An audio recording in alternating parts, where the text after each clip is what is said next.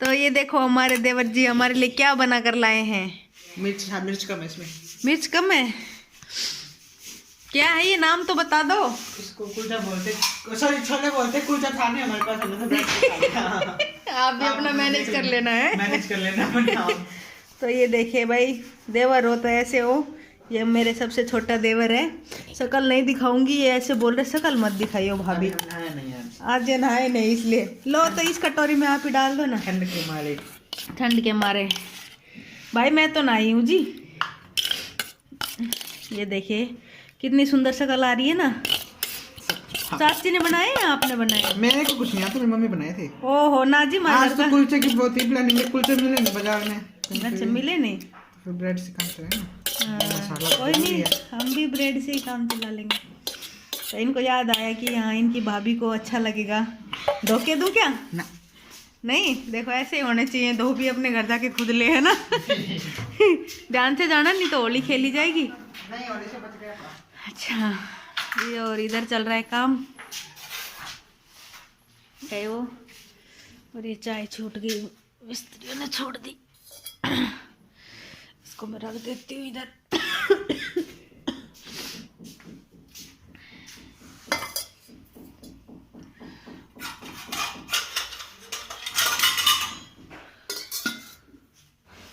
चलिए बैठते हैं भाई थोड़ी देर।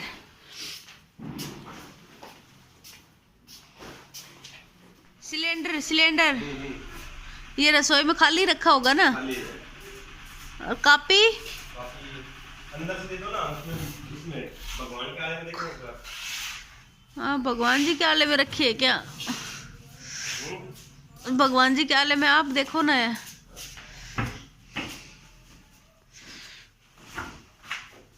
देखती हूँ, मैं ही देखती हूँ।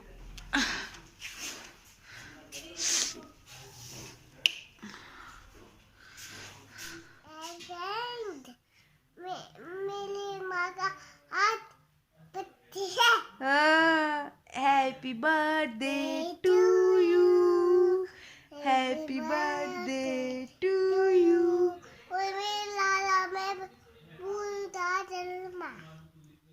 क्या? और इसका नाम है यस्सु शर्मा। और तो जी आज हमारी जो माँ है, मेरी मम्मी और हमारे पूरे भारत की मम्मी, हमारी भारत माता दोनों का बर्थडे है समझ लीजिए, ठीक है। तो सबसे बड़ा मेन जो जिंदगी में जिसका रोल होता है वो माँ का ही होता है। और मैं बहुत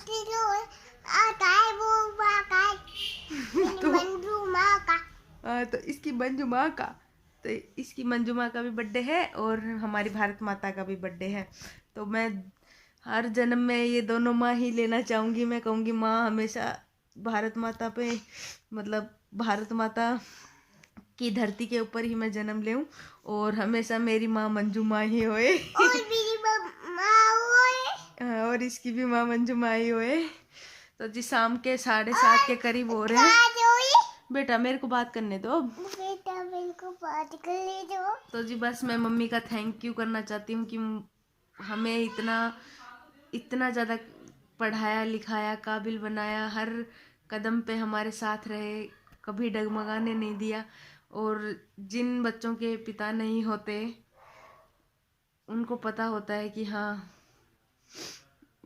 पिता की अहमियत, लेकिन हमें मम्मी ने कभी भी ऐसा नहीं फील करवाया कि हमारे पिता नहीं है। मतलब हमेशा ऐसे डट के हमारे सामने खड़ी रहे। और मैं मेरी तो बात बताऊं कि स्कूल से लेके मेरी कॉलेज तक जो भी कोई फॉर्म वॉर्म होते हैं ना, मम्मी हमेशा मेरे साथ गई है। और बस आज भी मैं वो टाइम याद करती हूँ ना तो इतना प्रोटेक्शन फील होता था मम्मी के साथ, इतना सेफ फील होता था। और अभी भी सेफ फील होता है जब जब मम्मी साथ होती है। जब जब कोई दिक्कत आती है तो बस हमेशा मम्मी ही नाम आता है, मम्मी। तो बस आई लव यू मम्मी। और क्या कह सकती हूँ मैं। आप लोगों को पता है, एक बात बताऊँ कि हमारी पढ़ाई में सबसे ज़्यादा रोल मेरी मम्मी का रहा। अरुण को पीएचडी करवाई मम्मी की वजह से हुई वो, ठीक है।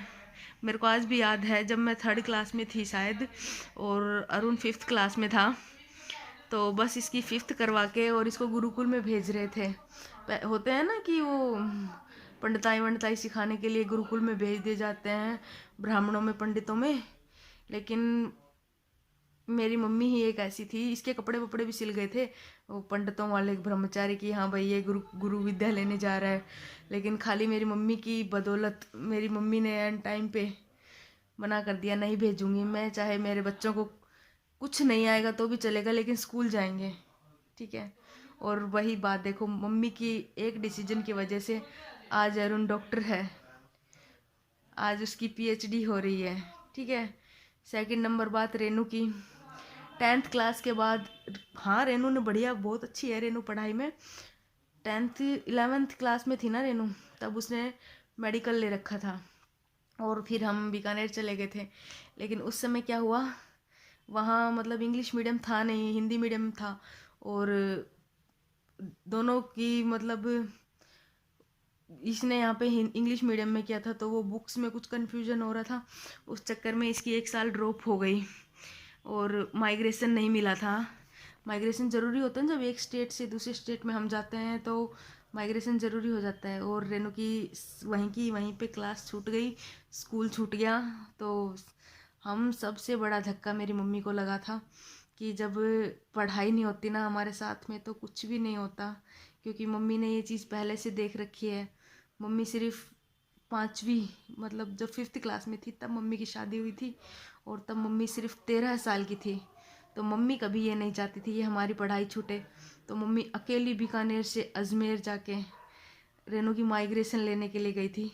और हम तीनों बहन भाई घर पे, रेनू सोचो सबसे बड़ी रेनू थी वो 11th क्लास में, 11th 12th यही था लगभग, मुझे या पक्का ध्यान नहीं है। और हम तो छोटे ही थे, 5-6 साल। तो शाम हो गई थी और मेरी मम्मी रास्ता भूल गई थी, ठीक है। रेलवे स्टेशन पे जब माइग्रेशन वापस लेकर आए ना तो मम्मी रास्ता भूल गई थी, ठीक है। आज भी मेरे को रोना आता है इस बात को याद करके।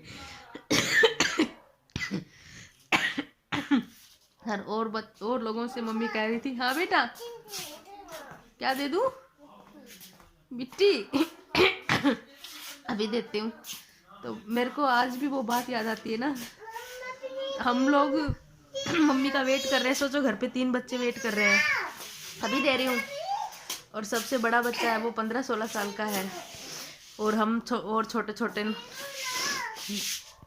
तो और मम्मी है, मेरी मम्मी भी भोली भाली, आप लोगों को पता है, ब्लॉग देखते होंगे कितनी भोली है मेरी मम्मी।